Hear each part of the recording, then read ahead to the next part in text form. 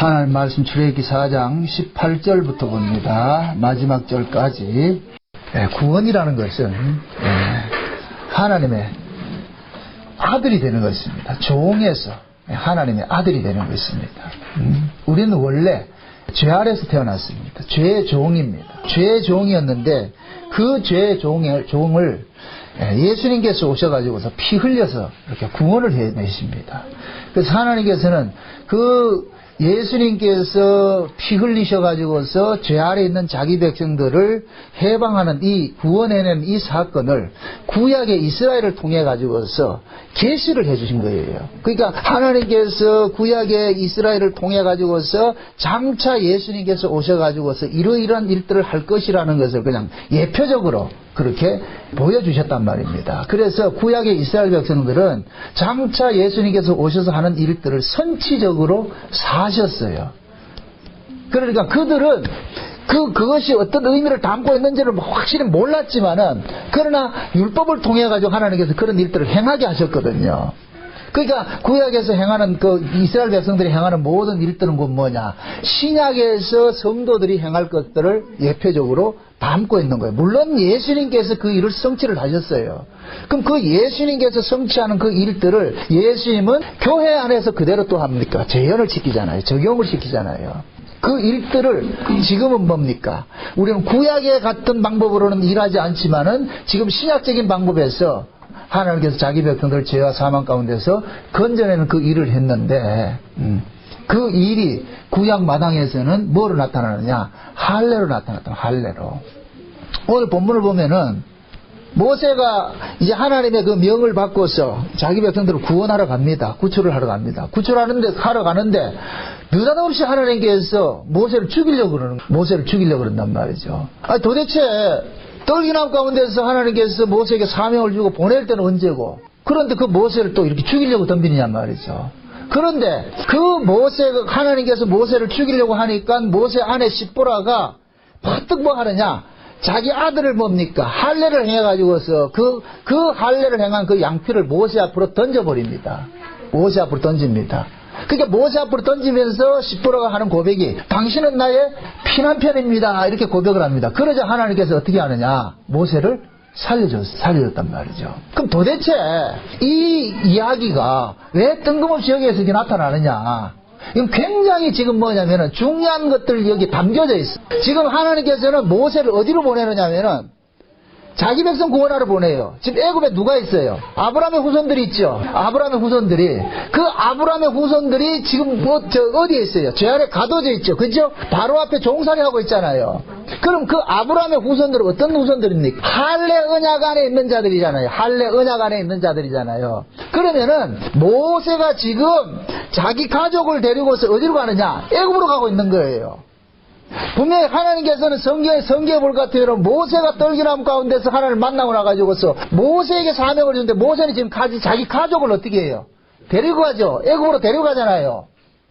여러분 잘 생각을 해보세요. 아니 모세가 지금 애굽에 있는 하나님의 백성들 끄집어내서 어디로 오는 거예요? 신의 산에 오잖아요. 하나님의 산, 자기가 사명받았던 그 산으로 오잖아요. 그럴 것 같으면 굳이 자기 가족을 왜 데려가냐 말이에요. 데려갈 이유가 없잖아요. 그럼에도 모세가 자기 가족을 애굽으로 데려가는 것은 그 자기 가족을 애굽의 아브라함의 언약 안으로 흡수시키기 위한 거예요. 아브라함의 후손들이 살고 있는 그 애굽 땅으로 모세가 이방에서 낳은 그 자식들을 그쪽으로 합류를 시키기 위해서 데려가는 거예요. 데려간단 말이죠. 그러니까 알다시피 십보라는 이스라엘 입장에 봤을 때는 이스라엘입니까? 이방인입니까? 이방인이죠. 그렇잖아요. 그러니까 이방인일 같으면 구원이 있어요, 없어요? 구원이 없단 말이죠. 근데 그 이방인에게서 낳은 자식들은 이방인과 같은 거예요.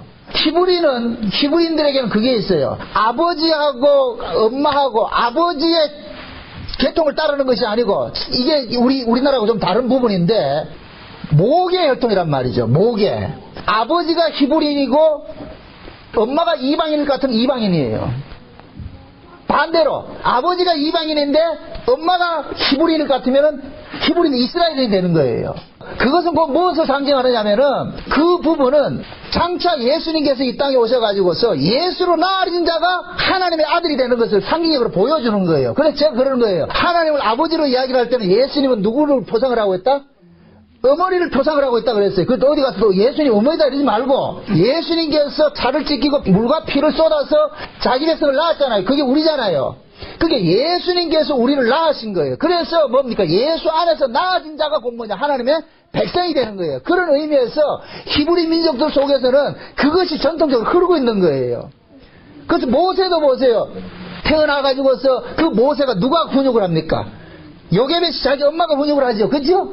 그러듯이 이스라엘 백성들에게는 어머니가 히브리인 같으면 히브리인이 되는 거예요. 근데 지금 모세는 비록 모세 자신은 레인이지만은 모세 아내가 누구예요? 히브리인이에요? 아니에요? 아니잖아요. 이방인이잖아요. 그럼 거기서 낳은 자식도 이방인이다 이스라엘이다? 이방인이죠. 그럼 모세는 지금 뭐냐? 구원자예요. 구원자 입장에서 자기 하나님 백성들을 건지러 가잖아요. 그러면은 하나님께서 모세로 하여금 이방인 여자에게서 낳아진 그 자식도 하나님께서 모세를 통해 가지고서 어떻게 하느냐? 이스라엘에 합류시키는 입들을 하는 거예요. 왜? 모세가 구원자이니까. 이해돼요? 그래서 데리고 가는 거예요. 데리고 가는데 그 도중에 자기 자식이 뭐하냐? 할례를 받지 않았어. 할례를 받지 않으니까 어떻게 하느냐? 하나님께서 모세를 죽이려고 그러는 거예요. 모세를. 야 이놈아, 네가 지금 누구를 구원하러 가느냐? 할례 언약 안에 있는 백성들을 구원하러 가지 않느냐? 그럴 것 같으면 네 아들도 뭘 받아야 된다? 할례를 받아야 되는데 왜 네 아들에게는 할례를 행하지 않았느냐? 그렇게 해서 하나님께서 모세를 죽이려고 그러는 거예요. 그럴 때 십보라가 퍼뜩 그걸 깨닫고 어떻게 하느냐? 아들을 할례를 행해가지고서 그렇게 해가지고서 살려냅니다. 그러면서 십보라가 하는 고백이 참 재밌는 거예요. 모세를 향해가지고서 뭐 합니까? 당신은 나의 뭐 남편이다? 피남편이라 그러죠. 당신은 나의 피남편이라 이 얘기는 당신은 나에게 생명을 주신 남편입니다. 그 뜻이란 말이죠. 피남편이라는 얘기는 당신이 우리를 살려냈습니다. 이 얘기예요. 이 뜻이 뭐냐면은 십보라가 낳은 자식들은 영영이 저주받아야 될 그런 백성인데 모세를 통해서 이들이 어디로 들어오냐? 이스라엘로 합류하는 일들이 생겼으니까 십보라 입장에서는 뭐가 되느냐? 모세가 누구예요? 구원주가 되는 것이죠. 자기를 살려주는 자가 되어버리죠. 이 일은 하나님께서 아브라함에게 나타나가지고서 처음에 할례 언약을 제정을 하실 때에 이방인이라 할지라도 할례를 받으면 하나님의 백성이 되는 걸로 만들어주다. 이게 할례 언약이라는 거예요. 창세기 17장 봅시다. 창세기 17장 1절부터 14절까지 같이 봅니다. 다 같이 봅니다. 너희 중 남자는 다 할례를 받으라. 이것이 나와 너희와 너희 후손 사이에 지킬 내 언약이니라. 너희는 양피를 베어라. 이것이 나와 너희 사이에 언약의 표징이니라. 대대로 남자는 집에서 난 자나 혹 너희 자손이 아니요 이방 사람에게서 돈으로 산 자를 물어나고 난 지 8일 만에 할례를 받을 것이라. 너희 집에서 난 자든지 너희 돈으로 산 자든지 할례를 받아야 하리니 이에 내 언약이 너희 살에 있어 영원한 언약이 되려니와 할례를 받지 아니한 남자 곧 그 양피를 대지 아니한 자는 백성 중에서 끊어지리니 그가 내 언약을 배반하였음이라. 아멘. 지금 아브라함에게 지금 하나님께서 할례 언약을 이 제정을 하는 것이 언제 이 제정을 하게 되느냐면은 아브라함이 이스마엘을 낳고 난 후에예요. 아브라함이 이스마엘을 낳고 나가지고서 하나님이 아브라함을 찾아와가지고서 전능하신 하나님으로 나타납니다. 그러니까 전능하신 하나님으로 나타나는 것은 뭐냐? 왜 내가 너한테 아들을 주겠다고 했을 것 같으면 기다리지 못하고 네 마음대로 자식을 생산하느냐 이거예요. 그걸 책망하는 거예요.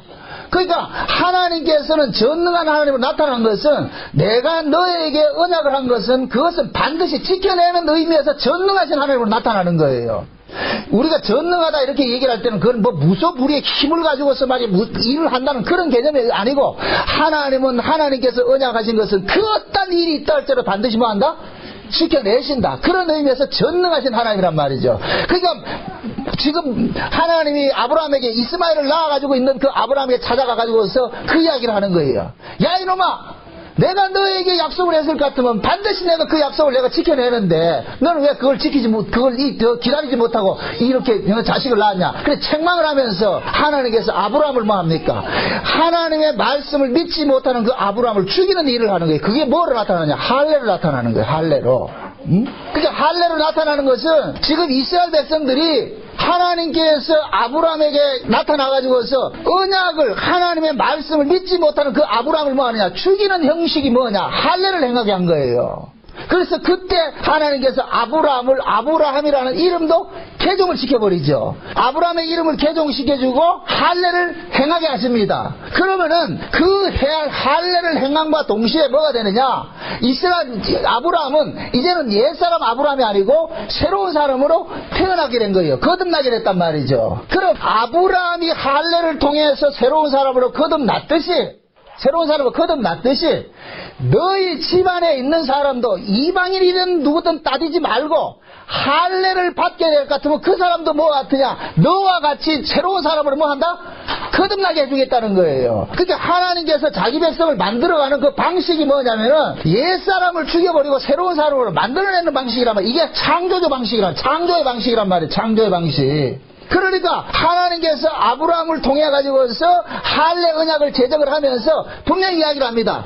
너희 집에 이방인이라 할지라도 할례를 받으면 뭐가 된다? 이스라엘이 된다 그러는 거예요. 이스라엘이. 출애굽기 12장을 보십시오. 43절부터 51절까지. 여호와께서 모세와 아론에게 이르시되 유월절 규례가 이러하니라.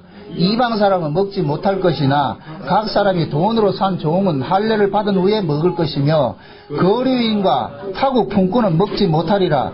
한 집에서 먹되 그 고기를 조금도 집 밖으로 내지 말고 뼈도 꺾지 말지며 이스라엘 회중이 다 이것을 지킬지니라. 너희와 함께 거하는 타국이니 여호와의 유월절을 지키고자 하거든 그 모든 남자는 할례를 받은 후에야 가까이하여 지킬지니 그돈 본토인과 같이 될 것이나 할례 받지 못한 자는 먹지 못할 것이니라. 본토인이나 너희 중에 우고하는 이방인에게나 이 법이 동일하리라 하셨으므로 온 이스라엘 자손이 이와 같이 행하여 여호와께서 모세와 아론에게 명하신 대로 행하였으며 그 같은 날에 여호와께서 이스라엘 자손을 그 군대대로 애굽 땅에서 인도하여 내셨더라. 자 보세요. 하나님께서 지금 출애굽을 하는 그 이스라엘 백성들에게 요구를 하는 거예요. 그럼 출애굽을 할 때 어떤 식으로 출애굽을 하느냐? 유월절 어린 양의 피를 바르고서 출애굽을 하잖아요. 그럼 유월절 어린 양의 유월절에 동참할 수 있는 그 자격도 지금 새로운 자격을 하나 주는 거예요. 아브라함의 후손이라고 해서 다 유월절에 참여하는 것이 아니고 할례를 받은 자만이 그 유월절에 참여하도록 만들어놨단 말이죠. 그래서 이스라엘 백성들이 출애굽을 할 때 잡다한 족속들이 같이 따라 나오죠. 잡다한 족속들이 따라 나온단 말이죠. 그러면은 그 잡다한 족속들이 유월절에 참여했을 것 같으면은 그 유월절에 참여한 자들은 오늘 본문식으로 지금 읽었던 이 본문식으로 할 것 같으면 그들이 뭐를 받은 자들이 되는 거예요? 할례 받은 자들이 되어버리는 것이죠. 그러니까 할례를 통해 가지고서 하나님께서 뭐 하느냐? 이제는 아브라함의 결정적 의미는 다 사라져버리고 할례를 통해 가지고서 그 할례 받은 자가 유월절에 동참하게 만들고 그 유월절에 동참한 자는 이제부터는 뭡니까? 아브라함의 혈통적 의미는 사라져버리고 유월절 어린 양의 유월절에 동참한 자들만 새로 생겨나는 것이 되는 거예요. 그래서 광야에 나와가지고서 이 유월절 정신을 모르면은 그것은 하나님께서 죄시키는 일들을 한다니까. 유월절 정신. 그러니까 광야에서는 아브라함의 혈통적 의미를 들고 나오면 된다 안 된다? 안 되는 것이죠. 그것이 신약식으로 올 것 같으면은 예수 안에서 새롭게 거듭난 사람만이 뭐가 되느냐? 하나님의 백성이 되는 거예요. 구약의 이스라엘 백성들이 지금 보세요. 하나님께서 예수님께서 십자가 신약에 오셨어요. 예수님께서 오셔가지고서 구약의 이스라엘을 뭐 합니까? 구원하는 일들을 하잖아요. 그 구약의 이스라엘을 구원하는 일들을 하는데 예수님께서는 이제는 새로운 방식의 구원을 알려주는 거예요. 그게 곧 뭐냐? 너희들이 할례를 받았고 아브라함의 후손이라고 하지만은 이제는 법이 뭐했다? 새롭게 바뀌어지는 일들이 생기는 거예요. 그것이 곧 뭐냐? 예수님께서 십자가에 죽으신 것을 믿는 자들, 예수님이 나를 위하여서 대신 죽어주셨다는 것을 믿는 자들이 이제는 뭐가 되느냐? 새로운 이스라엘이 되는 거예요. 그럼 보세요. 예수님께서 십자가에 죽으셨다는 것을 믿는 사람들은 그 사람들은 곧 뭐냐? 이제는 아브라함의 혈통적 영적 의미는 날아가 버리고 예수 안에서 새로운 민족이 형성이 되어버리는 것이요. 이와 똑같이 유월절을 할 때도 마찬가지인 거예요. 아브라함의 후손이 중요한 것이 아니고 유월절 어린 양에 동참하는 자들인데 지금 출애굽기 12장에 봤을 때는 그 유월절에는 아무나 참석하는 것이 아니고 누구만 참석한다? 할례를 받은 자들만 참석한다 그러잖아요. 그럼 그 할례가 뭐예요? 신약적으로 하면은 죽음이죠. 옛사람이 죽음 당하는 것이고 새 사람으로 태어나는 것이죠. 아브라함이 최초의 할례 언약이 왜 그렇게 생겨난 거예요? 최초의 할례 언약이 생겨난 것은 아브라함이 하나님의 뜻에 불순종해가지고서 이스마엘을 낳았을 때 하나님은 그 불순종하는 아브라함을 제거시켜버리고, 아브라함을 제거시키는 건 뭐냐? 아브라함이 이스마엘을 낳은 것은 자기 힘을 근거로 해서 낳은 자식이란 말이죠. 자기 힘을 근거로 해서. 이것은 곧 뭐냐? 하나님께서는 네 힘을 근거로 해서 내 옆에 나오는 것은 난 인정하지 않겠다는 거예요.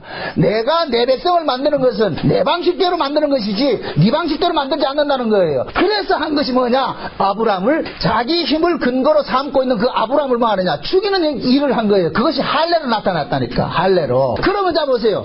모세가 지금 자기 자식들을 데리고 자기 가족들을 데리고 어디로 갑니까? 할례 언약 안에 있는 자들에게 합류시키러 가잖아요. 근데 지금 그 아이가 할례를 받았어요? 안 받았어요? 안 받았죠. 할례를 받지 않는 상태에서 합류가 되어도 이들은 도태되어야 된다니까. 그래서 어떻게 하느냐? 할례를 행하게 된 거예요. 그럼 그 할례를 행한 것은 십보라가 할례를 행한 것이지만 실제 누구냐? 모세가 행한 것과 같은 거예요. 그래서 십보라 그러는 거예요. 당신은 나에게 무슨 남편이다? 피남편이라고 그러잖아요. 모세에게는 아들이 둘이 있었어요. 둘이 있었는데 첫째 아들이 게르솜이고 둘째 아들이 엘리에셀인데 게르솜은 컸어요. 컸기 때문에 게르솜은 아마 문헌상에는 안 나와요. 할례를 받았으리 하고 추측을 하는 거예요. 오늘 본문에 봤을 때는 두 명이 같이 받았는지 엘리에셀이 태어난 지 얼마 안 돼가지고 지금 가는 길에 받았는지 그건 불분명해요. 그러나 중요한 것은 뭐냐? 십보라가 자기 아들들 뭐 했어요? 할례를 행했다는 게 중요하잖아요. 응? 그러니까 십보라는 뭐냐? 자기 아들의 할례를 행함으로 인하여서 지금 어떻게 되냐? 이스라엘 백성들 속으로 나도 당신이 섬기는 그 하나님의 백성들 속에 합류를 하겠습니다. 그 고백이 지금 이 할례 속에서 드러나는 거예요. 그래서 모세가 십보라가 자식들을 할례를 시키고 난 다음에 애국으로 데려가지 않는다니까. 다시 돌려보낸다니까. 미단을 돌려보내요. 광야를 돌려보내요. 왜 그러냐? 이젠 데려갈 필요가 없는 거예요. 왜 그러냐? 그 출애굽을 하는 것은 뭐 하는 거예요? 애굽의 사람을 죽이고 다시 살려내는 일을 하는 거잖아요. 그러니까 자기 자식들을 할례를 행했기 때문에 더 데려갈 필요가 없으니까 어떻게 하냐? 다시 돌아가게 하는 거예요. 그래서 나중에 이 모세가 출애굽을 하고 나가지고 이스라엘 백성들을 데리고 가서 광야로 나갈 때 그들이 뭐 하느냐? 합류되는 거예요. 18장 한번 18장. 출애굽 18장. 1절부터 한번 보시죠. 1절부터 4절까지 봅시다. 4절까지 같이 보면 다 같이 시작. 모세 장인 미디안 제사장 이드로가 하나님이 모세에게와 자기 백성 이스라엘에게 하신 일 곧 여호와께서 이스라엘을 애굽에서 인도해 내신 모든 일을 들으니라. 모세 장인 이드로가 모세가 돌려보내었던 그의 아내 십보라와 그 두 아들을 데렸으니 그 하나의 이름은 게르솜이라. 이는 모세가 이르기를 내가 이방에서 객이 되었다 하며 또 하나는 이름은 엘리에셀이라. 이는 내 아버지의 하나님이 나를 도우사 바로의 칼에서 구원하셨다 함이더라. 잘 보세요. 지금 게르솜은 뭐냐? 게르솜의 이름은 뭐냐? 이방에서 객이 됐다 그러는 것이고, 그 다음에 엘리에셀은 이름 뭐냐? 하나님이 나를 도와서 누구의 칼에서 나를 건져냈다 그래요? 바로의 칼에서 건져냈다 그러죠. 이 말이 안 맞잖아요. 지금 엘리에셀이나 게르솜이나 바로를 알아요, 몰라요? 이 사람들은 바로를 만난 적도 없다. 애굽에서 태어나지 않았기 때문에 바로가 전혀 상관이 없는 사람이야. 전혀 상관이 없는 사람인데도 바로의 칼에서 이렇게 구원을 해냈다 이렇게 하는 것은 이들이 할례를 행함으로 인하여서 애굽에 있는 그 이스라엘 백성들과 연합된 자로서 그렇게 여겨주는 거예요. 이해되죠? 그러니까 지금 보세요. 하나님께서 모세의 두 아들은 뭐냐? 비록 이방에서 태어났지만은 그 이방에서 계기된 그들을 어떻게 하느냐? 하나님의 백성 속으로 합류시키는 그 일들을 했는데 그것이 뭘로 나타났다? 할례로 나타난 거예요. 할례로 나타났단 말이죠. 그래서 십보라가 할례를 행하고 나가지고서 모세를 향해서 당신 때문에 우리 가족이 살아나게 됐습니다. 당신 때문에 우리가 살아나게 됐습니다. 그래서 피난편이 되는 거예요. 그럼 이것을 신약으로 그대로 땡겨봅시다. 지금도 하나님께서는 자기 백성들을 구원하는데 어떤 식으로 구원하냐? 이런 방식으로 구원을 한단 말이죠. 예수 그리스도가 우리에게 무슨 남편이 되는 거예요? 피난편이 되겠죠. 그죠? 예수님께서 우리에게 피난편이 되죠. 그럼 예수님께서 우리에게 왜 피난편이 될 수가 있어요? 예수님께서 우리를 위해서 대신 죽어주셨죠. 그 죽어주셨는데 우리에게 할례를 행하게, 이 신약으로 올 것 같으면 할례가 세례로 나타나잖아요. 그죠? 세례로 나타나잖아요. 그럼 저와 여러분들이 세례를 받는데 누구 이름으로 세례를 받는 거예요? 예수 이름으로 세례를 받죠. 예수 이름으로 세례를 받는다는 얘기는 예수님이 우리를 죽였다는 얘기예요. 예수님이 우리를 세례를 줬다는 얘기예요. 지금 이해돼요? 그게 예수님이 우리를 세례를 줬기 때문에 예수님이 우리에게 뭐가 되느냐? 피난편이 되는 거예요. 예수님 때문에 우리가 뭐가 되느냐? 하나님의 아들들이 됐잖아요. 하나님 아들들이 됐잖아요. 그러니까 하나님께서 자기 백성들을 구원해내는 그 시퀀스가 있어. 그 방식이 있단 말이에요. 그 방식은 어떤 방식이냐? 반드시 뭐하냐? 자기 백성들을 죽음에 넘겨줬다 다시 뭐하느냐? 살려내는 방식으로 일을 하는 거예요. 그래서 구원이라는 것은 버려졌다 다시 되찾는 방식으로 이루어지는 거예요. 이게 창세는 언약이라니까. 창세는 언약의 내용이 뭡니까? 자기 백성이 저희 죄에서 어떻게 합니까? 예수님의 피로서 어떻게 해요? 거룩하고 흠이 되는 것으로 되어 있잖아요. 그래서 먼저 우리를 하나님께서 어디에 버리느냐? 죄 아래 가두는 일을 먼저 한다니까. 죄 아래 가두는 일을. 그 죄 아래 가두는 그 일들을 에덴 동산에서는 무엇을 나타내냐? 선악과로 나타나는 거예요. 선악과로. 선악과를 먹음으로 해서 우리가 어디에 가둬지냐? 죽음에 가둬지게 된 거예요. 죄와 사망 가운데 가둬지게 됐다니까요. 그게 순서라니까, 순서. 자, 하나님께서 이 역사를 만든 것은 누구를 위해서 만들었어요? 예수 그리스도를 위해서 만들었죠. 그럼 그 예수 그리스도를 무엇으로 하는 분이에요? 자기 백성을 저희 죄에서 구원하는 분이잖아요. 그러면 예수님께서 예수님의 사역을 감당하려면은 자기 백성이 지금 어디에 거해 있어야 돼요? 죄 아래 거두어져 있어야 되죠. 여기에 하나님께서 뭐 하냐? 뱀을 동원시킨 거예요. 마귀를 동원시킨 거예요. 그러니까 마귀가 에덴 동산에서 아담과 하와를 미혹함으로 인하여서 그 미혹을 했는데 그들이 뭘 먹었어요? 선악과를 먹었죠. 선악과를 먹음으로써 그들은 어디에 가둬지게 됩니까? 죽음 아래 가둬지게 되죠. 죄 아래 가둬지게 되죠. 그럼 죄 아래 가둬졌을 때에 이 죄인을 어떤 식으로 살려내느냐? 죄인을 먼저 죽이고 다른 사람으로 살려내는 일들을 한단 말이죠. 그래서 하나님께서는 자기 백성들을 죄 아래 가둬지는 일을 먼저 하게 하신 거예요.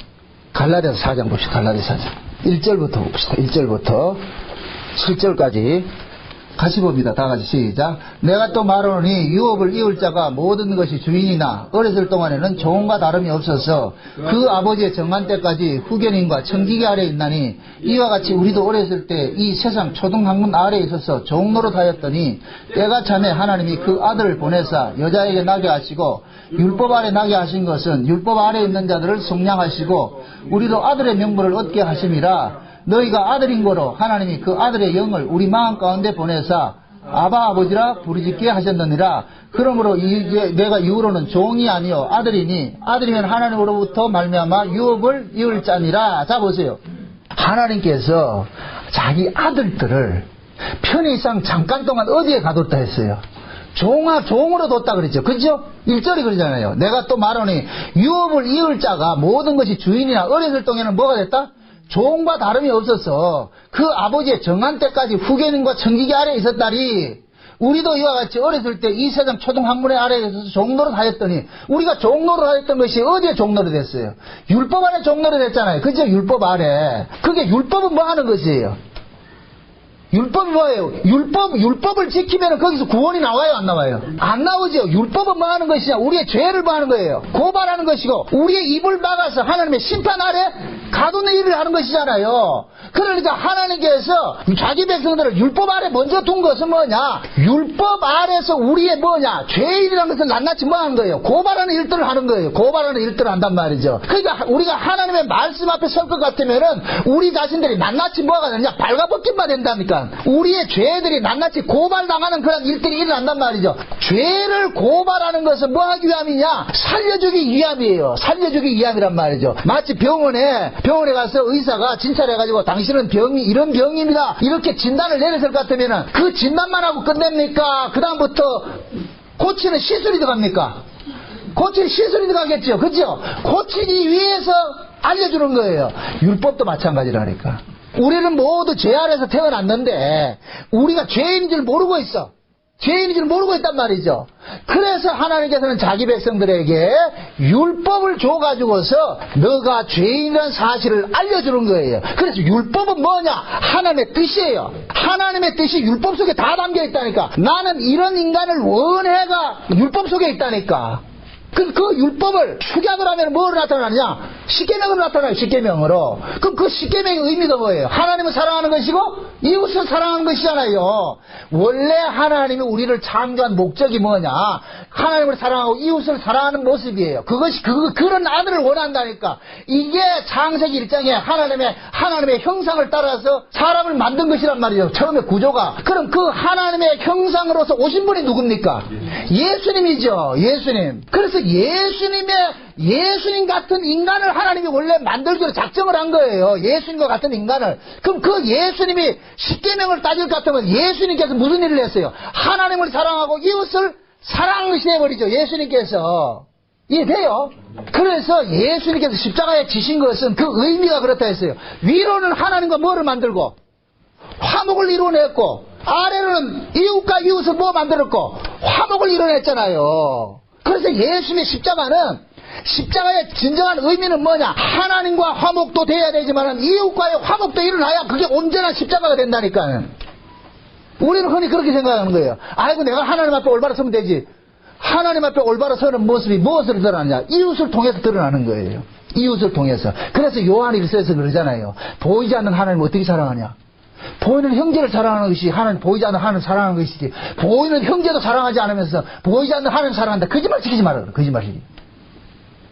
그래서 야고보서는 그러는 거예요. 어떤 가난한 사람이 교회에 들어왔을 것 같으면은 그 사람에게 어떻게 하냐? 말로 하지 말고 그 사람에게 먹을 걸 내주고 옷을 내주고 자리를 내주는 것이 그것이 곧 뭐냐? 사랑이라는 거예요. 그래서 그것을 믿음이 일으킨 뭐이다?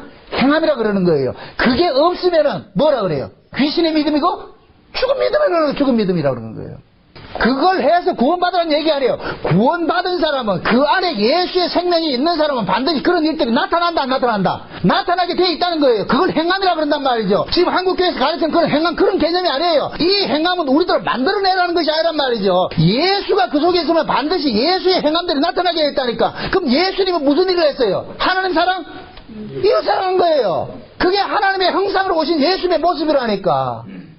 그럼 하나님께서는 자기 백성을 구원하는 것은 전부 그 예수의 형상으로서 나아가게 만드는 것이에요. 예수의 형상으로. 그래서 우리가 구원받은 사람을 그래서 예수의 형상을 뭐 한다 그래요? 입는다 그러잖아요. 본받는다 그러잖아요. 예수의 그리스도의 장성한 분량에 이르기까지 우리가 날마다 뭐 해야 된다 그래요? 자라간다 그러잖아요. 그런 개념을 쓰는 거예요. 그러니까 예수님께서 십자가에 죽으시고 부활하시고 이렇게 하신 것은 자기 백성들을 뭐 하느냐? 우리는 죄 아래서 태어난 인간들은 자기밖에 몰라요. 나밖에 모른다니까. 하나님도 소용없어. 나밖에 없어. 내가 친이다. 내가 친. 내가 있고 하나님도 있고 내가 있고 이웃도 있는 거예요. 그런데 성령이 바로 예수님께서 그런 인간을 뭐 하냐? 십자가에서 뭐 했어요? 죽여버렸단 말이에요. 죽이고 나가지고 새로운 사람으로 만들어놨는데 그 새로운 사람은 어떤 사람이냐? 하나님을 사랑하고 이웃을 사랑하는 사람으로 만들어 놓은 거예요. 만들어 놨단 말이죠. 응? 그러니까 우리는 뭐냐? 예수님의 십자가에 죽으심으로 우리는 뭐가 돼버리냐? 옛사람이 죽어지는 할례를 받은 자가 돼버리는 거예요. 할례를 받은 자가. 그럼 할례를 받은 자는 이 사람은 이제부터는 어디에 참여하게 되는 사람이냐? 유월절에 동참하는 사람이 돼버리고 그 유월절이 신약식으로 올 것 같으면 예수님의 십자가 사건은 나타나는 거예요. 지금 이해되죠? 이걸 순서적으로 어느 게 앞이냐 뒤냐 그렇게 따지지 마시고 우리가 성경에 볼 것 같으면은 물과 성령으로 거듭나지 않을 것 같으면 하나님 나라를 볼 수 없다 그러잖아요. 그죠? 하나님 나라를 들어갈 수 없다 그러잖아요. 그럼 물과 성령으로 거듭나는 게 뭐예요? 물세례와 성령 세례란 말이죠. 그럼 먼저 우리에게 주시는 세례가 무슨 세례예요? 성령 세례 먼저예요? 물세례 먼저예요? 물세례가 먼저예요. 그 물세례는 뭐 하는 거예요? 죽이는 거라니까. 그럼 이스라엘 백성들도 광야에 나와서 어떻게 해요? 홍해 바다 뭐 합니까? 죽여버리죠.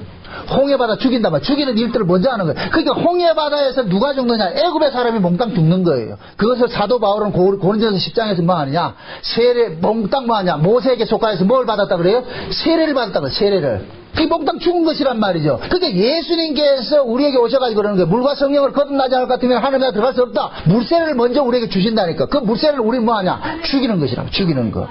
죽임을 통하고 그 다음에 뭐하냐? 죽인 것은 다시 살려내기 위한 거예요. 살려내미 없는 죽음일 같으면 그것은 헛죽음이 돼버리죠. 살려내기 위해서, 새로운 사람으로 살려내기 위해서. 그래서 예수님께서 우리에게 물세례를 주시고 성령세례를 주시는 거예요.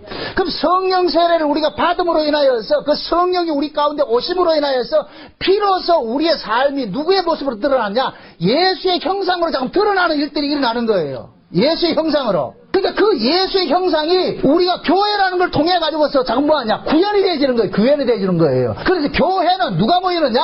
그리스도께 난 자들이 모이는 것이 교회예요. 그럼 그 그리스도께 난 자들이 곧 누구냐? 우리 뭐가 되는 거예요? 형제들이 되는 것이, 형제들이 되는 것이죠. 그래서 하나님께서 자기 백성들을 구원해내는 데 있어서는 반드시 뭐 하느냐? 죽였다 살려내는 방식으로 일을 하는데 이것은 버려짐과 되찾음이란 말이죠. 그래서 누가복음 15장에 볼 것 같으면은 세 가지 비유가 나오는데 이 여자가 드라크마를 잃어버렸는데 드라크마를 어떻게 합니까? 여자가 쓸고 닦아서 기어코 찾아내죠. 요럴 때 어떻게 해요? 천국에서는 회개할 것이 없는 사람들 어떻게 한다? 기뻐한다 그러죠. 천국에서 잔치 벌려진다 그러죠. 그 다음에 뭡니까? 잃은 양의 비유도 마찬가지잖아요. 목자가 잃은 양을 찾아와가지고 어떻게 합니까? 그러니까 어디에서 잔치가 벌어져요? 천국에 잔치가 벌어지죠. 탕자가 집 나갔다가 돌아오니까 아버지가 잔치를 벌려주죠. 아들을 위한 잔치입니까? 아버지를 위한 잔치입니까?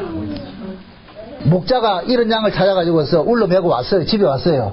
그 양을 위한 잔치입니까? 목자를 위한 잔치입니까? 목자를 위한 잔치죠. 묻습니다. 하나님께서 왜 우리를 구원했겠어요? 누구를 위해서? 하나님 자신을 위해서.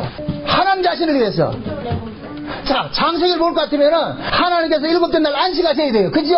순서에 볼 것 같으면 하나님께서 창조를 다 해석하고 안식을 하셔야 되는데 하나님 지금 안식한다 못한다? 못하죠. 왜 그래요? 자기 백성이 지금 죄와 사망 가운데 있는데 어떻게 안식을 하냐 말이죠. 이렇게 생각하세요. 아브라함이 하나님이라고 생각을 해봅시다. 아브라함이 하나님인데 아브라함이 자기 후손들이 지금 어디에 있어요? 애굽에 있잖아요. 아브라함이 싫을까요? 못 싫을까요? 못 쉬겠죠. 그럼 아브라함은 어떻게 하냐? 자기가 쉬기 위해서 어떻게 합니까? 자기 후손들을 어떻게 해야 되겠어요? 그 집을 내는 일을 해야 되겠죠. 하나님도 마찬가지란 말이죠. 하나님께서 지금 쉬고 싶은데 못 쉬고 있어. 그래서 누굴 보냈느냐? 예수를 보낸 거예요. 야 아들아 가가지고 내 새끼들 전부 어떻게 해라? 죄에서 구원해내라. 저 바로의 앞지에서 구원해내라 이거예요. 구약식으로 할 것 같으면은. 그러니까 지금 하나님께서 모세를 보낸 것은 마치 하나님이 예수를 보낸 것과 똑같은 거예요. 그래서 예수님께서 이 땅에 오셔가지고서 하나님의 백성들을 전부 뭐 하느냐? 찾아가가지고서 구원을 해내는 거예요. 지금 인구조사하듯이 말이죠. 하나님 예수님께서 생명책을 들고 와가지고서 어린 양의 생명책에 농맹된 사람을 다 찾아가가지고서 그들을 반드시 뭐 하냐? 구원해내는 거예요. 그렇게 구원이 됐을 때 누가 기쁘느냐? 하나님이 기쁜 거예요. 그 천국은 누구 잔치냐? 하나님의 아들의 잔치라 그러는 거예요. 우리 잔치가 아니고 우리는 거기에 초대받는 거예요. 초대받는 것이라니까. 그래서 달란트 비유에서 볼 것 같으면은 종들이 달란트를 남겼는데 그 달란트를 남겼으니까 그 재산이 누구 재산이 돼요? 주인의 재산이 되죠. 그게 주인이 즐거운 거예요. 주인이 기쁜 거예요. 그래서 주인이 어떻게 하느냐? 주인의 즐거움에 참여를 시키는 거예요. 고생했다 하면서. 그게 우리 모습이라니까. 그래서 하나님께서는 지금도 자기 백성들을 구원을 해내는데 어떤 방식으로 구원해내느냐? 버렸다가 다시 되찾는 방식으로 구원을 해내는 거예요. 그래서 우리가 이 역사 속에 왔을 때는 뭐냐? 죄 아래 가둬지게 되는 거예요. 죄 아래 가둬지게 된단 말이죠. 그 죄 아래 가둬진 자들이 자기가 죄 아래 가둬진 줄을 모르고 있으니까 하나님께서는 하나님의 백성들에게만 뭐를 주느냐? 율법을 갖다 주는 거예요. 율법을 줘가지고서 그 율법을 받고 보니까 아, 내가 원래 하나님께서 나를 이런 인간으로 만들려고 창조를 했는데 내가 그 인간이 아니구나. 그것이 대표적으로 하나님 사랑, 이웃 사랑을 하도록 만들어놨는데 우리가 그런 인간이다 아니단 말이죠. 그래서 우리는 율법을 통해 가지고 내가 죄인이라는 사실을 깨닫게 만드는 거예요. 깨달아지는 거예요. 깨닫는단 말이죠. 그 죄인이라는 사실이 깨달아진 자 그들을 하나님께서 어떻게 하냐? 너 죄인 맞지? 예, 죄인 맞습니다. 그럼 죄인을 어떻게 해야 돼? 죽어야죠. 그 죽이는 거예요. 자기가 죄인 줄 아는 사람을 죽였을 때는 그것이 감사겠어요? 불평이겠어요? 감사하고 불평이, 감사가 기쁨이 나와야죠. 맞아, 내가 죄인이니까 난 마땅히 죽어야 돼. 하나님께서 이런 죄인을 죽여버리고 다시 살려낸다고 했으니까 이 기쁨이란 말이죠. 근데 자기가 죄인지를 모르는 사람한테 죽이라고 같으면 뭐라 그러겠어요? 난리치죠, 난리치죠. 그게 세상 사람들은 하나님께서 너 죽인다 할 것 같으면 하나님 원망한다, 뭐 불평하겠죠. 왜 하나님 왜 날 죽이는다 그러잖아요. 그래, 신자는 어떻게 하느냐? 하나님께서 야 오늘 밤 네 목숨 내 데려가겠다 할 것 같으면 신자는 어떻게 해야 돼요? 우리도 데모해야 되는가요? 감사해야죠. 사가랴 그러잖아요. 사가랴 선지자가 예수님이 성전에 왔을 때 8일 만에 할례 받고 딱 왔을 때 사가랴가 그 아이를 예수님을 안고서 그러잖아요. 아버지 앞에 기도할 때 그래요. 주여 이제 종을 평안히 놔주시는도다. 이제 종을 평안히 놔주시는 건요. 사가랴가 지금 누구를 기다렸어요? 예수를 기다린 거죠. 예수를. 자기를 죄에서 구원할 메시아를 기다린 거예요. 메시아를 기다린 거예요. 그러니까 그 예수를 안고 나가지고 사가랴가 너무너무 하나님 앞에 감사하는 거예요. 이제 나를 죽게 하시는군요. 주님 고맙습니다. 왜? 예수님은 누구기 때문에? 저승사자이기 때문에. 자기 백성을 죄에서 죽이는 일을 하기 때문에. 그래서 예수님께서는 오셔가지고 자기 백성들을 몽땅 안고 어디 가느냐? 십자가에 죽은 거예요. 그게 뭐냐? 물세례로 나타나는 거예요. 그래서 예수님께서 마태복음에 그러잖아요. 너희는 가서 온 족속으로 뭐 하고 제자를 삼아서 뭐 하라 그래요? 성부와 성자와 성령의 이름으로 뭐 하라 그래요? 세례를 주라 그래요. 세례를. 그냥 퍼포먼스 세례가 아니고 그 세례가 뭐이다? 죽이는 거예요. 옛사람을 죽이는 거예요. 그럼 옛사람의 죽임은 뭐냐? 우리의 죄인 된 것을 깨닫게 만드셔가지고 아 내가 죽어 마땅한 자구나 이걸 깨닫게 만드는 거예요. 그것이 깨달아지는 사람은 죽음을 두려워한다 안 두려워한다? 안 두려워하죠. 감사하죠. 그래서 시편 기자 그러는 거예요. 주께서 사랑하는 자에게 잠을 주신다 그런다니까. 그 얘기를 오해해가지고 뭐 예배 시간에 잠자는 게 사랑하는 게 아니고 그건 아니고 그거는 잠을 주신단 말이에요. 잠을. 하나님께서 사랑하는 자에게 잠을 주신단 말이에요. 죽음을 준단 말이죠. 응? 성경에 말하는 잠이라는 것은 하나님께서 자기 백성들 뭐냐 죽이는 거예요. 그래서 죽음을 잠으로 표현하는 것은 다시 깨어나기 때문에 잠으로 표현하는 거예요. 죽었다 하지 않고. 나사로 보세요. 병 들었을 때 예수님께서 병 고쳐달라고 했을 때 예수님께서 안 갑니다. 나중에 죽고 나니 가잖아요. 죽고 나니까. 그때 뭐라 그럽니까? 예수님께서 나사로가 잔다 그러죠. 깨우러 간다 그러죠. 그러니까 예수님은 지금 나사로가 죽은 것이 아니고 잠자는 거예요. 잠자는 자는 뭐냐? 깨우는 거예요. 깨우러 가는 거예요. 깨우러 가는 거예요. 나중에 예수님께서 호령과 천사장으로 천사에게 나팔 소리로 강림한다 그러죠. 그 나팔 소리 자체가 우리를 깨우는 일들을 한단 말이죠. 그래서 무덤에서 자는 자들이 다 뭐 한다 그래요? 일어난다 그러죠. 그게 예수님께서 먼저 자기 백성들 뭐 하느냐? 죽음에 넘겨주고 죽음에 넘겨준 것은 다시 뭐 하느냐? 살려내기 위해서 그 일을 한다고. 그래서 하나님께서 지금 모세를 통해 가지고서 예수님께서 하실 일들을 미리 예표적으로 보여주신 거예요. 그래서 모세는 자기 백성들, 하나님의 백성들을 구원하러 가면서 이방에서 태어난 자기 아들, 딸들을 데리고 가는 거예요. 가족들을 데리고 가는 거예요. 그 왜 그러냐? 이들도 이들과 같이 할례 언약 속에 포함시키기 위해서. 그래서 가는 도중에 하나님께서 모세에게 대노하시면서 왜 네 새끼들은 할례를 안 했느냐? 그럴 때 모세가 아마 자기 아내한테 그랬을 거예요. 빨리 할례를 해라. 응? 그래서 할례를 행하고 나니까 하나님께서 모세 살려주는 거예요. 모세를 살리고 나서 십보라도 그 아들들도 전부 뭐 하느냐? 살려냄을 받았단 말이죠. 그래서 살려냄을 받으니까 모세는 이제는 더 따라올 거 없다. 너희들은 이미 할례를 통해 가지고서 애굽에 있던 사람이 다시 나오는 그 과정을 이미 뭐하다 선치적으로 뭐 했다? 경험된 것이니까 이제는 돌아갈 거 없다. 다시 집으로 가라. 내가 다시 저 백성들 데리고 어디로 간다? 너희들 데리고 갈게. 그래서 나중에 거기서 어떻게 합니까? 만남이 이루어지잖아요. 만남이 이루어져요. 그러니까 하나님이 지금 자기 백성들을 구원하는 그 방식들이 지금도 똑같은 방식으로 일을 한다니까. 저와 여러분들이 왜 예수를 믿고 날 것 같으면 이 땅에서 버려지는 일들을 당합니까? 그 버려짐을 통해서 다시 되찾기 위해서 많은 거예요. 되찾기 위해서. 우리가 고난당하는 것도 마찬가지예요. 그 고난을 통해서 하나님께서 뭐를 깨닫게 만들려고 그런단 말이죠. 고린도후서 1장을 보세요. 고린도후서 1장. 고린도후서 1장입니다. 3절부터 7절까지 봅시다. 다 같이 읽습니다. 다 같이 시작. 찬송하리로다. 그는 우리 주 예수 그리스도의 하나님이시요 자비의 아버지시요 모든 위로의 하나님이시며 우리의 모든 환난 중에서 우리를 위로하사 우리로 하여금 하나님께 받은 위로로서 모든 환난 중에 있는 자들을 능히 위로하게 하시는 이시로다. 그리스도의 고난이 우리에게 넘친 것 같이 우리의 위로도 그리스도로 말미암아 넘치는도다. 우리가 환난 받는 것도 너희의 위로와 구원을 위함이요 혹 위로받는 것도 너희의 위로를 위함이니 이 위로가 너희 속에 역사하여 우리가 받는 것 같은 고난을 너희도 견디게 하느니라. 너희를 위한 우리의 소망이 견고함은 너희의 고난과 참여하는 자가 된 것 같이 위로에도 그러할 줄을 알미라. 자 보세요. 지금 사도 바울이 고린도 교회에다가 편지를 할 때 그런 얘기를 합니다. 자, 신자들이 이 땅에서 고난받고 있으니까 그 고난받는 이유를 지금 설명을 해주는 거예요. 왜 고난을 받느냐. 3절에 그래요.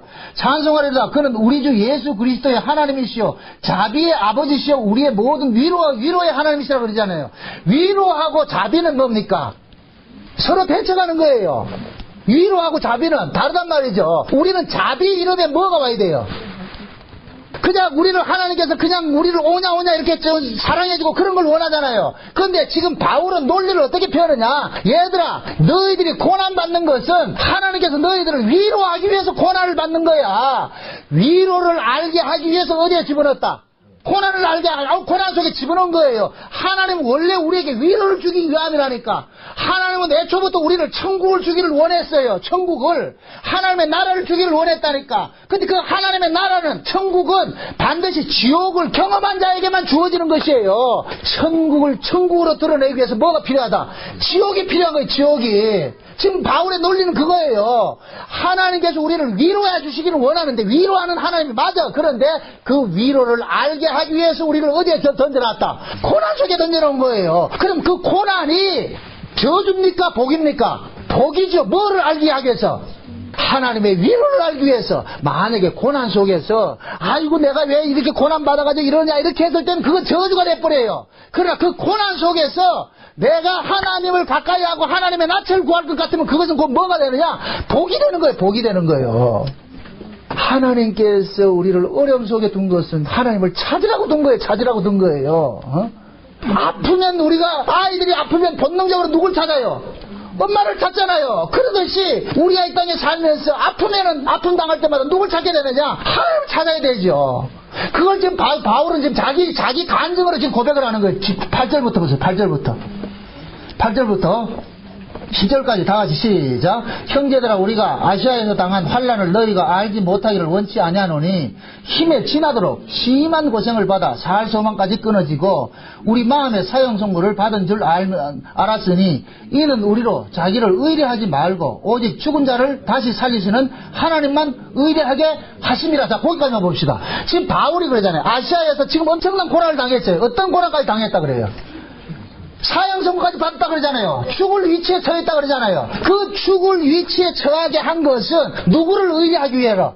하나님을 의뢰하기 위해서 이런 일들을 벌렸다 그러잖아요. 지금 그 바울의 고백이 내가 어려움을 당하니까 하나님을 바라보도록끔 하게 하더라. 그러니까 우리가 이 땅에 살면서 어렵고 힘든 일들이 닥치는 것은 그것은 곧 누구를 찾게 하는 거예요? 하나님을 찾게 하는 것이기 때문에. 그래서 신자에게는 모든 것이 합력해서 뭐를 이룬다? 선을 이룬다 그러는 거예요. 선을 이룬다. 그 신자에게는 고난이 고난일 수 없어요. 고난이 고난으로만 끝날 것 같으면 고난이에요. 근데 그 고난을 통해서 반드시 어디의 자리로 간다? 위로의 자리로 우리를 가게 한단 말이죠. 이스라엘 백성들이 애굽에만 있을 것 같으면 저주예요. 근데 애굽에 둔 것은 어디를 건져내기 위해서? 가나안을 건져내기 위해서, 가나안을 설명하기 위해서 애굽을 집어넣은 거예요. 가나안을 설명하기 위해서. 너희들이 애굽에서 그렇게 고생을 했지? 그러나 가나안 땅은 이렇게 적과 꿀이 땅이다. 하나님의 은혜가 넘치는 땅이다. 그걸 알려주기 위해서 옮겨놓은 거예요. 그렇게 그 과정이 필요하단 말이죠. 그래서 저와 여러분들이 이 땅에 살면서 우리는 먼저 뭐 하느냐? 죄악된 세상에서 우리는 버려짐을 당하는 일들이 생기는 거예요. 우리가 예수를 믿어도 이 땅에서 고난당하는 것은 그 고난을 통해서 우리는 뭐하냐? 위로하시는 그 하나님을 바라보게 하기 위해서 하나님 지금도 자기 백성들 뭐하냐? 버려지는 일들을 자꾸만 당하게 만드는 거예요. 이 버려짐이 버려짐으로 끝나는 것이 아니고 그걸 통해서 우리를 되찾는 모습으로 하나님께서 우리를 간섭하기 때문에. 그러니까 저와 여러분들이 이 땅에 살아가는 삶이 실패한다 하더라도 그 실패는 실패가 아니고 그것은 결국에 성공의 자리로 끌고 가기 위한 뭐가 되는 거예요? 실패이기 때문에 실패가 아니고 축복인 거예요. 감사했죠. 그 하나님께서 자기 백성들 지금 보세요. 모세가 그러잖아요. 하나님이 모세에게 그런 얘기를 하잖아요. 저 백성들, 깨굽에 갇혀있는 저 백성들이 누구냐? 내 아들이라고 했어요. 내 아들. 내 장자들. 내 장자. 내 장자들 전부 구원해와라. 그러니까 하나님의 장자는 어떻게 구원해야? 하나님의 장자 만들기 그 프로젝트는 어떤 식으로 진행이 되느냐? 먼저 버려졌다가 다시 되찾는 것을 하는 거예요. 그래서 하나님의 진짜 장자이신 예수님께서 이 땅에 오셔가지고 뭐 하느냐? 버림을 당하고 구원받는 것으로 되어 있는 거예요. 자, 보세요. 이렇게 생각해 보세요. 하나님께서, 하나님 나라에 계셔야 될 그 예수님께서 이 땅에 오신 것이 그 뭐와 같으냐? 애굽의 왕국과 똑같은 거예요. 애굽의 왕국과 똑같은 거예요. 예수님이 애굽에 버려졌다니까, 쉬운 얘기로. 그 예수님이 이 땅에 오심으로 해서 예수님 뭐 하냐? 구원받아야 될 자로 서 있는 거예요. 그래서 예수님께서도 아버지 앞에 뭐 하냐? 말할 수 없는 탄식으로 뭐 한다 그래요? 기도했다 그러잖아요. 자기를 구원할 자를, 구원할 자에게 기도했다 그러잖아요. 그래서 예수님께서, 하나님께서 어떻게 하느냐? 예수님을 이 땅에서 빼내야 되는데, 어떤 식으로 빼내야 되느냐? 죽게 해서 다시 살려내는 식으로 빼낸단 말이죠. 근데 예수님께서 십자가를 앞두고 죽으려고 그래요? 안 죽으려고 그래요? 안 죽으려고 그러잖아요. 겟세마네 기도할 때 죽기를 기도했어요? 안 죽기를 기도했어요? 안 죽기를 기도했죠. 그러니까 하나님께서 퍼뜩 천사들을 보내가지고 예수님 어떻게 하느냐? 죽는 자리로 끌고 가는 거예요. 끌고 가는 거예요. 아들아 네가 죽어야 뭐 한다? 이 땅에서 출애굽을 할 거 아니냐? 그래서 예수님께서 십자가에 죽으신 것은 마치 구약의 이스라엘 백성들이 출애굽을 한 것과 똑같은 것이에요. 똑같은 것이란 말이죠. 그래서 예수님께서는 그 과정, 예수님께서 걸어가셨던 그 과정을 누구에게 그대로 전이시키느냐? 자기 백성들에게 전이시키는 거예요. 그래서 신자들은 예수님이 걸어가셨던 그 코스를 그대로 답습하게 돼 있어요. 한 사람도 예외 없이 그 길로 가게 돼 있어. 그래서 신자가 이 땅에서 자꾸 뭐 하느냐? 버림당하는 아픔들을 겪게 되는 거예요. 고난당하는 아픔들을 겪게 되는 거예요. 그 고난은 결국 우리를 뭐 하는 것이냐? 위로의 자리로. 우리를 뭐냐? 하나님의 평강의 자리로 우리를 인도하기 위한 하나님의 일하심의 방법이니까. 그러한 일들 닥친다고 해서 낙심하지 마시고, 아픔이 있더라도 아이고 하나님 와 재수없게 이럽니까? 아니, 재수 좋아서 그런 일을 당하는 거예요. 응? 그런 일 당할 때마다 누굴 바라보라? 주님 바라보라. 사도 바울이 그러잖아요. 우리가 아시아에서 당한 그 엄청난 환란을 생각할 것 같으면 내가 찾아가고 싶었다. 그런데도 내가 죽지 못하고 누굴 바라보게 되냐? 하나님을 의뢰하게 되더라. 그것이 하나님께서 우리를 죽을 구조석에 집어넣은 목적이더라. 응? 그러니까 고린도교 교인들아, 너희들이 고난당하더라도 그 고난을 두려워하지 말고, 그것은 하나님께서 너희들에게 위로하기 위하여 고난에 넘기는 것이니까 그 위로를 보고서 고난을 잘 이겨내라고 그렇게 권면하고 있는 거예요. 지금 하나님께서 우리 교회를 통해서도 그러는 거예요. 저와 여러분들이 그러는 거예요. 너희들도 잘 견뎌내라. 왜? 너희들이 그런 것들은 결국 하나님께서 우리에게 은혜의 자리로 우리를 옮겨주기 위해서, 우리를 데려가기 위해서 잠시 고난당하는 것이니까, 그건 나쁜 것이 아니고 저주가 아니고 하나님의 복이니까, 그 복을 알고서 이 땅에 우리가 당하는 그 아픔들이 일어난다 할지라도 낙심하지 마시고 감사함으로 그 길을 잘 걸어가시기를 주의 이름으로 축원드립니다. 기도합시다.